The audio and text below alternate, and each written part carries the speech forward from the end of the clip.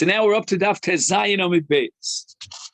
The last two words on Omid Aleph Avinin Va, and we medaik in the Mishnah Kaposik Vitani. The Mishnah made a generic statement that Midain Hovdik Kochavim, that if you find a kesem from areas that are inhabited by non-Jews, then the kesem is tar.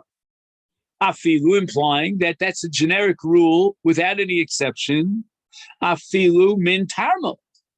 We have a stam Mishnah that says that the Ksumim coming from Tarmod are Tahorim because we assume that they were coming from Goyim, from Akum. The Amar Rabbi Yochanan, based on that understanding of the Mishnah, is also Meres Mekablim Gerim mi Tarmod. We do accept Gerim from Tarmod because the Mishnah made a generic statement, unqualified, that we do accept Gerim from all over. I'm sorry, and we retire the Ksumim from all over. If it comes with Ben Akim, implying even Tarmod. So in other words, the chazaka of the Talmudim is that they're Vadai Nachrim. And this is against what we quoted in the name of Rabbi Yochanan, that we don't accept Gerim from Tarmod because we assume that they might be Yisraelim Amzerim. So the Gemara asks, V'chitema, maybe you'll answer, Zos v'lo sphirale.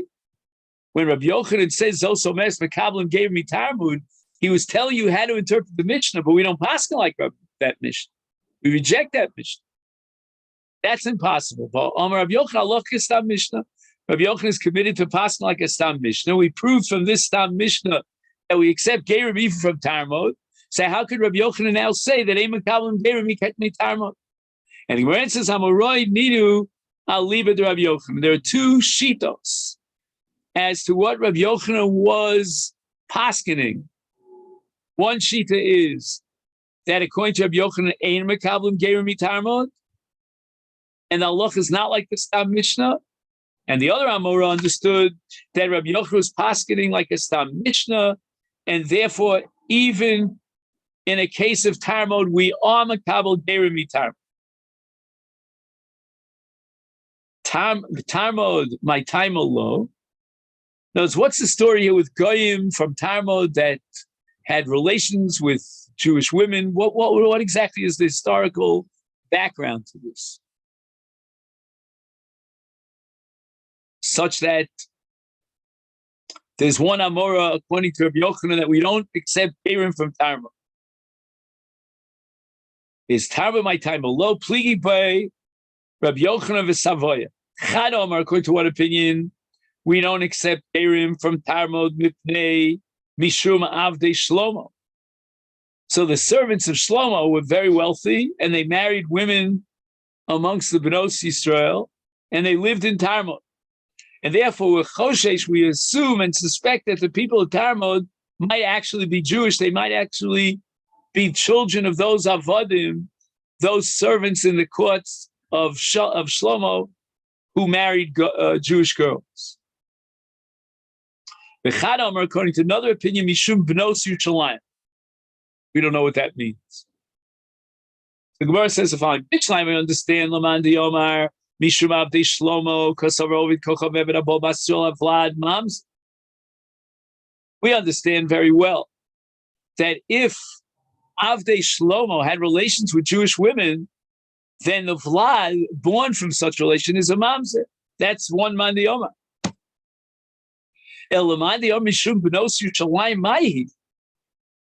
Why would we prohibit Tarmod and Geras from Talmudim because in Yerushalayim there were Bnos Yerushalayim? What does that mean, Bnos Yerushalayim? Pligi bar Rav Yosef Rabbanon, Mishmei de Rabbi Bar Chanan. There were two traditions of what Rabbi Bar Chanan said. Chadam are according to one tradition. Again, what we're about to see is not what I call of primary significance, meaning we're going to have a numbers game here and a machlokas exactly how many of these avodim, would have had relations with Jewish women. Ischan Omar Tresar Alfe Gavri. We're talking about 12,000 men. Vishita alfe kashtiyoi. In addition to the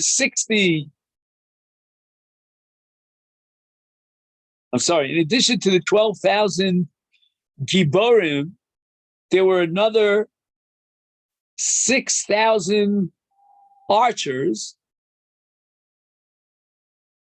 and these were the 18,000 men that conquered Yerushalayim.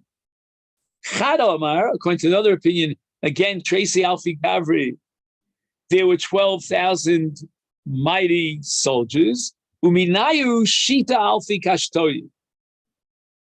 And there were 6,000 archers amongst the 12,000 Gibor.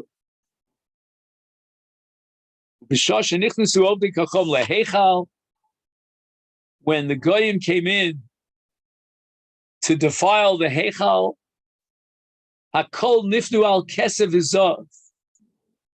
These Giborim, these adversaries of Klal Yisrael, would jump onto the gold and silver. They were interested in what we call Taivas Mama. That's all they want.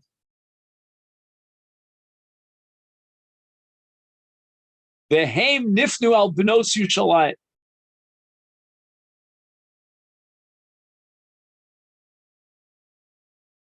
I guess after they took the gold and the silver, now at this point,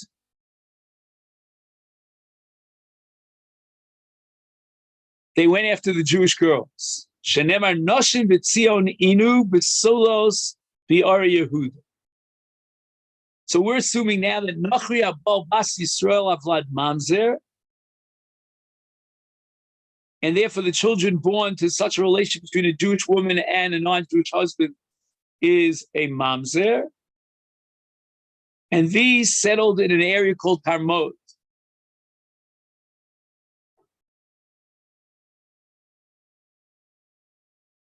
So again, we're talking about Jewish children who are mamzerim, and therefore we're not makabel them as ger. Amar Rav Shmuel bar Nachmani, Amar Rav Yonasan. We're now going back to the pasuk that Rabbi Dosa had quoted earlier from Tehillim. Pasuk zeh sar ha'olam amoro.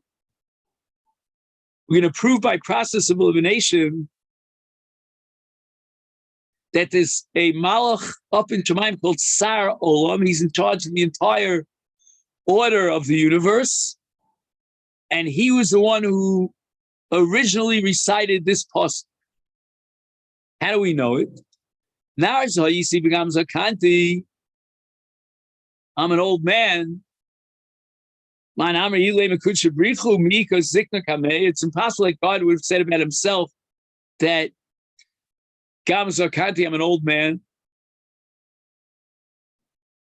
Ela David Amri. It must be that it was David who said this.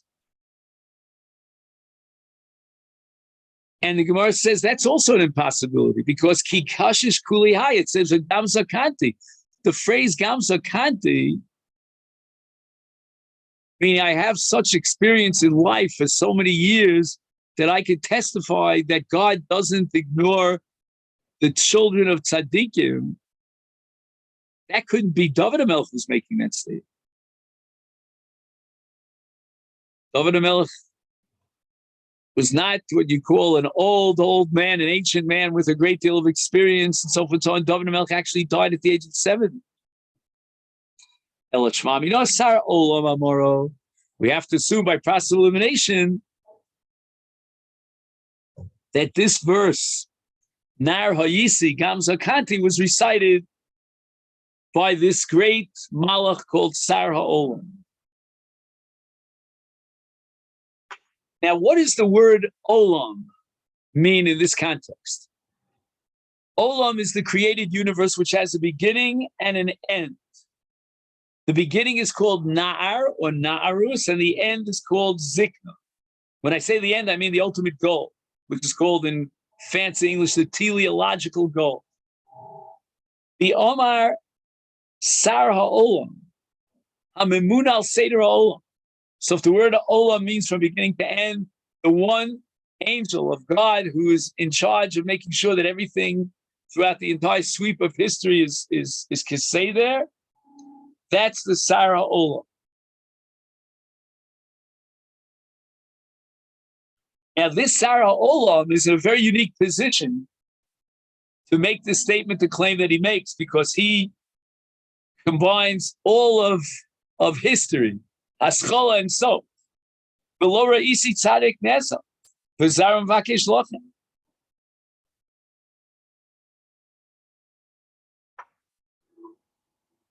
Amar Rabbi Shmuel bar Nachmani Rabbi Yonasan Ma'idich Siva Paskedecha Yodo Paras Tsar Al Kol Machmad Bel.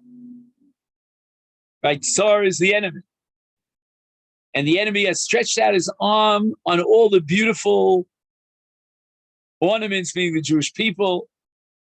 Zeh Amanu Moav. Shebishasha Nichnasu Al Dikocham LeHechal Akol Niflu Al Kesef V'Zav V'Heim Nifnu Al Sefer Torah. All the goyim, when they entered into the Heichal, they jumped on the gold and the silver. But these, and we're referring now to Amanu Moav, no, they went straight for the Sefer Torah. They burnt the Sefer Torah.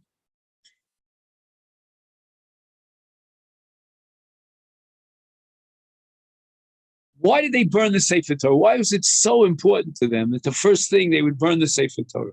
Amru, they declared, this is Amanu Moav. This Sefer Torah declares that an Ammon or Ammoni or a Moavi cannot join the congregation of the Almighty. Burn such a book. Yisarik ba'esh.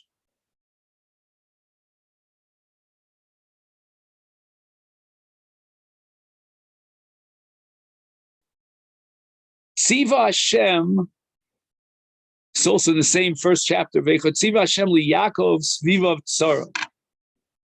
Omarav, Kegon Humanya, Lefum Nara. So what does it mean, Svivav Tzarav? That the Klal Yisrael was surrounded by their enemies. That's an allusion to Humanya,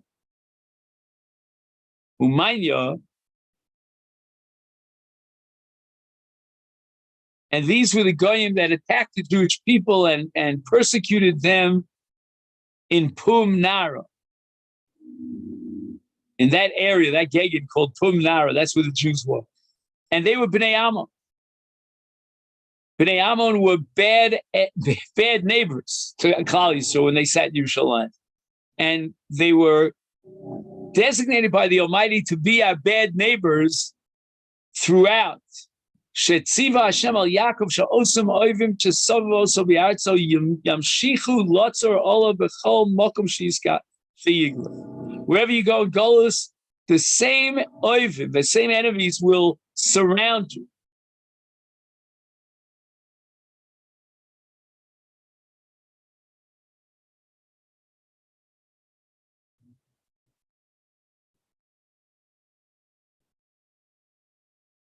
These are the Bnei Amanu Moav, who are the Shchenim Roim Li'am Yisok Shoshu Yushalayim, and the divine decree was that they would be Sovim Es Yisrael B'chol Artzos Galusa.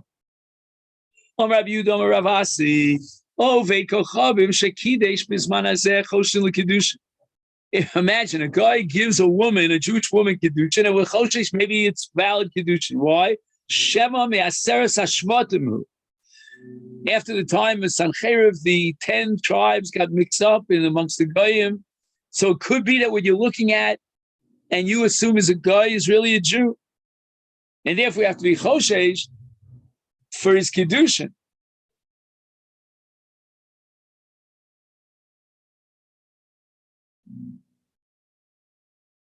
Now here we have a very important comment of Rashi.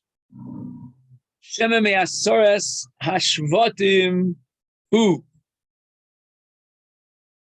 Rashi says, Shenasu ovdos kolchavim. Rashi saying aseres hashvatim is referring to the males the Jewish males. If it's Jewish males, so why does she need a get? Why is this Kedushin valid? If the male is Jewish, then the child who's born is born to a mother who's not Jewish.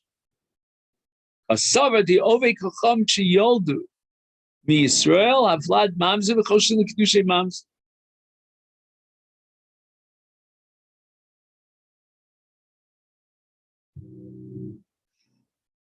I'm not familiar with this shita, I have to admit.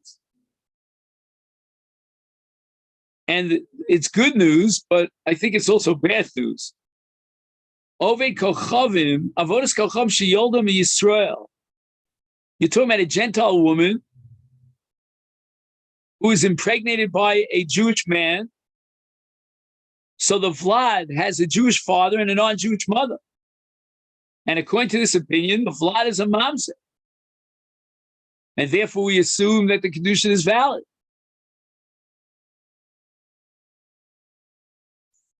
So that's really good news. Like one of the members of our community, his father was Jewish and his mother was not Jewish. His mother's still alive, his father's gone.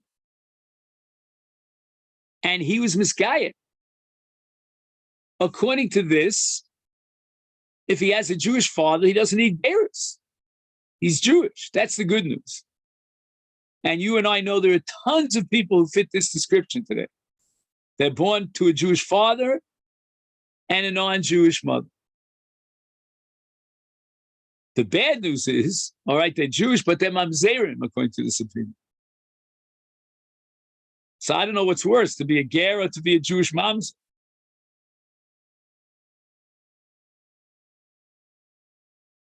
I think a Jewish mamzer is worse because a mamzer could only marry a mamzeris or a giores, whereas a giores or a ger could marry anyone, except maybe a Kohen is a problem. But so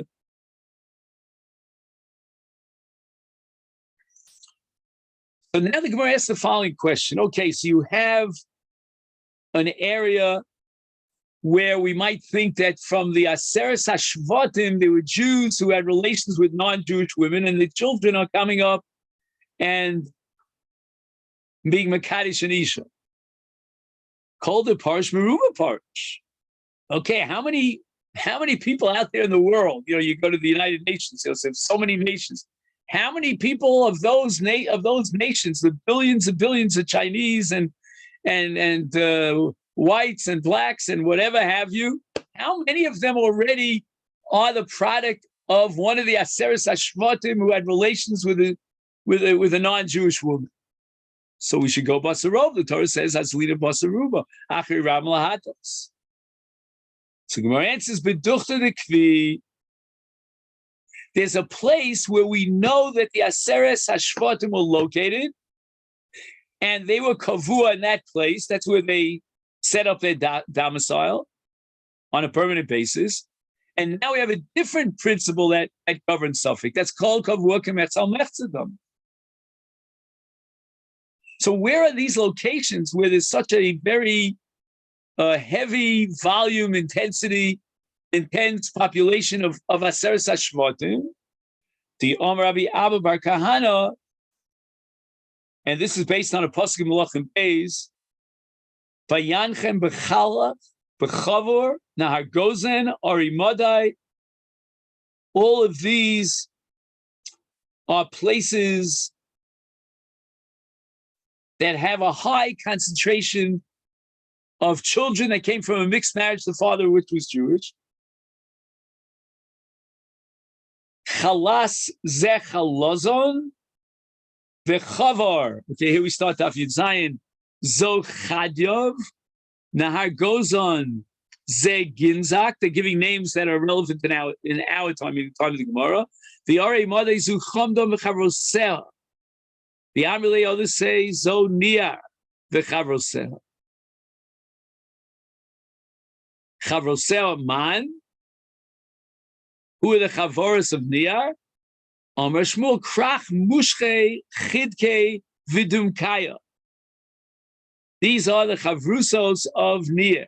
V'yomer Rav Yochanan Kulon Lifsol, all people coming from those areas, we have to be choshesh, they are Yisraelim Mamzerim, because it's a mixture of the Aseres Hashvatim, together with Ovdos Kochavim, meaning Gentile wives, and their children born to a Jewish father and a non-Jewish mother are Yisraelim Ksherim.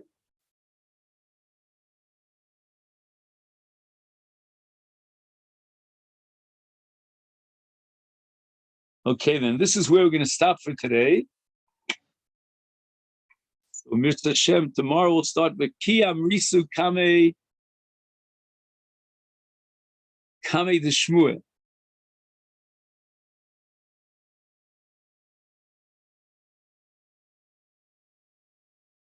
So we need it tomorrow. We hopefully will start the second parak of Yevamot. Wish you all a great day.